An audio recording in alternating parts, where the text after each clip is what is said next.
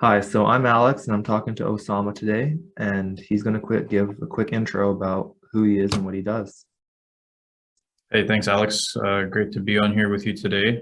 So I'm Osama Moin. I'm with RAM Engineering Limited. Our operating name is RAM Consulting, uh, and we deal with heavy infrastructure projects, pipeline projects, and any other engineering kind of work that is applicable within the Lower Mainland. We have projects in Alberta, throughout Canada, and we've done some work in the Caribbean as well, which is really cool.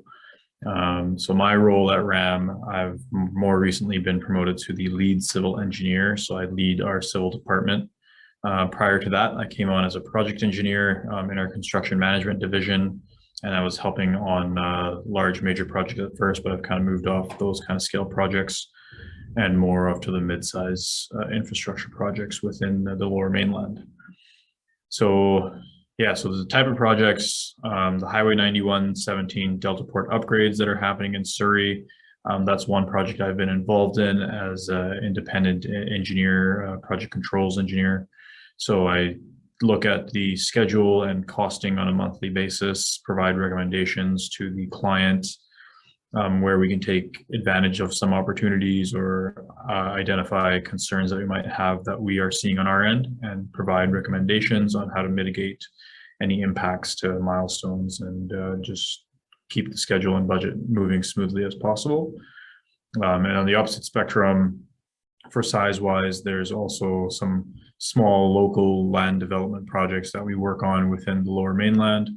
So that would entail just site servicing with sanitary sewers, water mains, some local drainage, and grading of on-site features. So I deal with projects that are $100+ million in price, and then I have projects that are maybe $30,000 to $40,000 in price. So there's a wide variety that we get involved in, which is really cool because it just gives you a different perspective, and you can kind of carry over the different skills and the lessons learned from each one.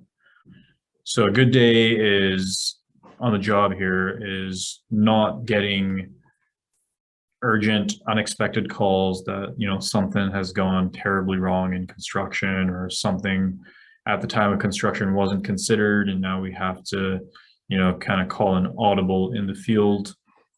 And so those sometimes can lead to a bit longer discussions than typically expected. Of course, people want things to be resolved right away, but of course, in the world of engineering, like you can't just say, okay, just do it this way. You need to prove why it needs to be done a certain way, depending on what the findings are. So a good day is not seeing or encountering any of that kind of situation. A bad day, on a similar perspective, is you get that kind of call, and then you kind of have to drop some other things and kind of figure out the solution or get the reins on the newly arised problem, because of course you can't resolve it. Realistically, you won't be able to resolve it right away. There'll be some investigation required. And then so once you kind of have an idea of how to handle that situation, it'll kind of put things in a lot more control and calm some people down, and then just provide a better approach to it. And then in between, the average day would be, you get one or two calls that say, hey, has this been considered? And more often than not, it will be, because it'll be a simple question about maybe like you're encroaching too close to someone's property, or there's a new utility that was found in the field that wasn't shown on the engineered designs. So it's a quick call to say, okay, let me contact a municipality just to make sure they know that this is happening, and then we'll just provide notifications, things like that. So average day, there'll be some minor interruptions, but nothing that would heavily pose risk to the schedule or budget in a way that you need to take a pause for a few days and possibly re-engineer a design. Okay, cool. So then on an average day or pretty much any day throughout your career, because I'm sure it's changed as you've progressed throughout your positions, what would you say the balance between office and working in the field for a civil engineer is, what you've experienced? Yeah, I would say At the entry level, post grad, just fresh boots on the ground, you will probably find yourself in the field 80% of the time. And if you don't find yourself in the field 80% of the time, I would highly recommend that you do get yourself in the field 80% of the time. As you gain your skills, you will tend to be in the office a lot more, doing kind of the background investigations, the detailed design, kind of all the intricate nitty gritty details. Having that boots on the ground experience in the field is the best way to learn. We learn a lot of formulas and theories at UBC and any other university or engineering school. But when you see it applied in real life and like learning what effort is required to build a road, a bridge, or even install a pipe in the ground is going to take you miles ahead of someone who's never seen that kind of thing, but they're the ones designing that road or bridge, right? So, yeah, so right now, currently for me, I'm in the field maybe 20% of the time, and I'm 80% in the office.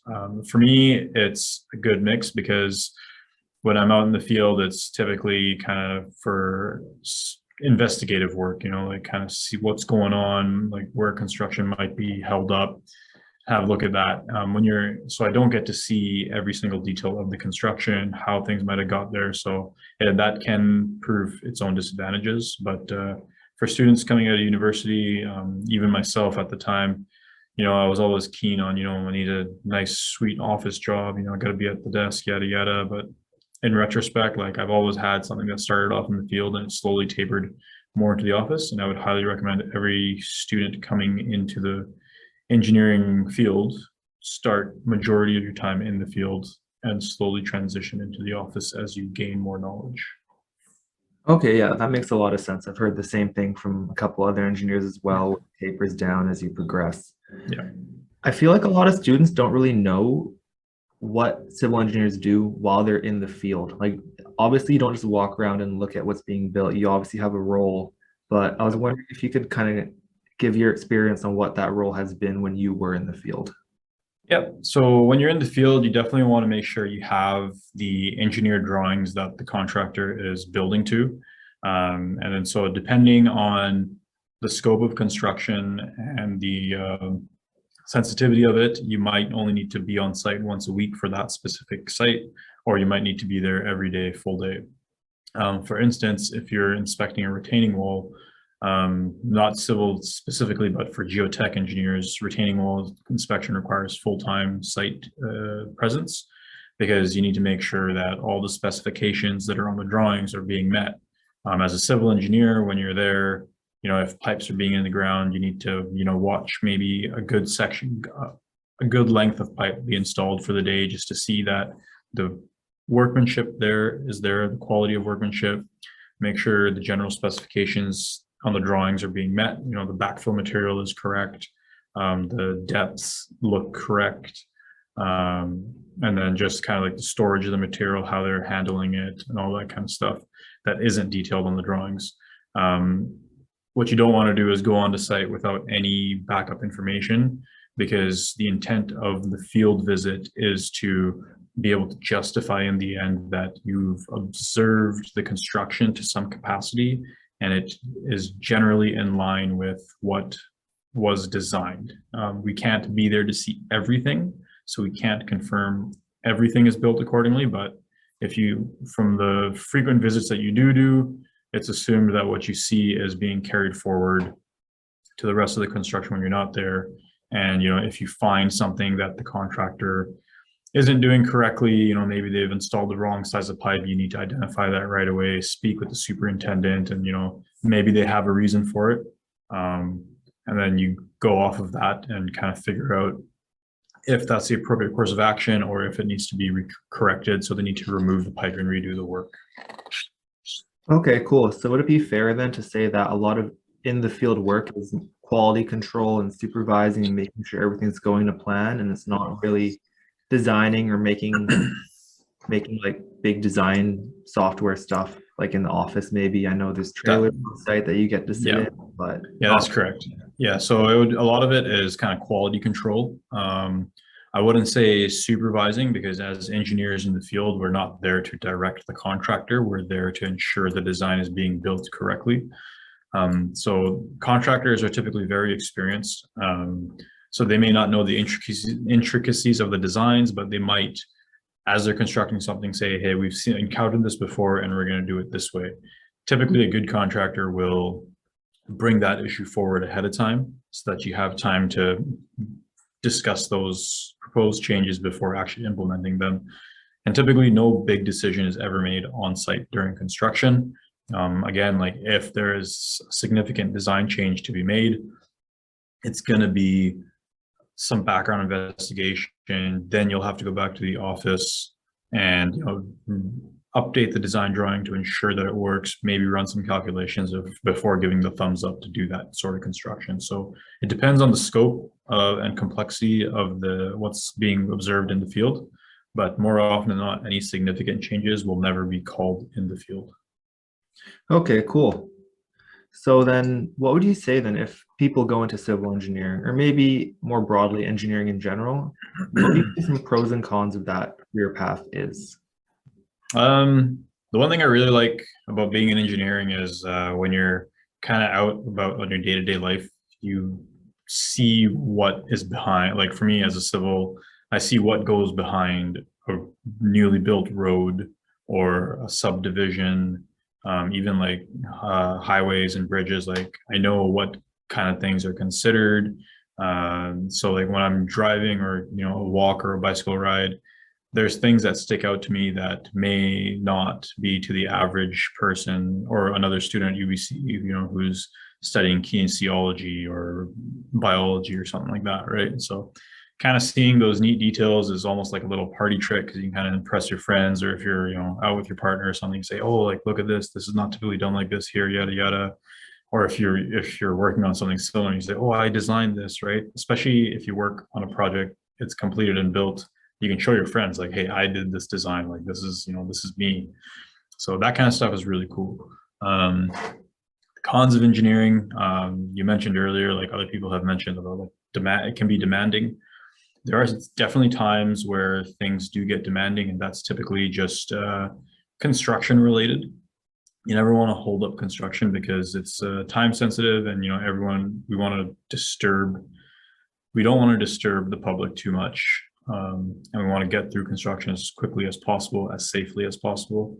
So that's one of the biggest cons, is that at times it can be demanding, but if you're got a good team with you and you got the support within your project, there's no challenge that can't be overcome, and you can definitely work with someone to get that support and kind of alleviate some of that pressure. Awesome. Okay, so one last question for you then.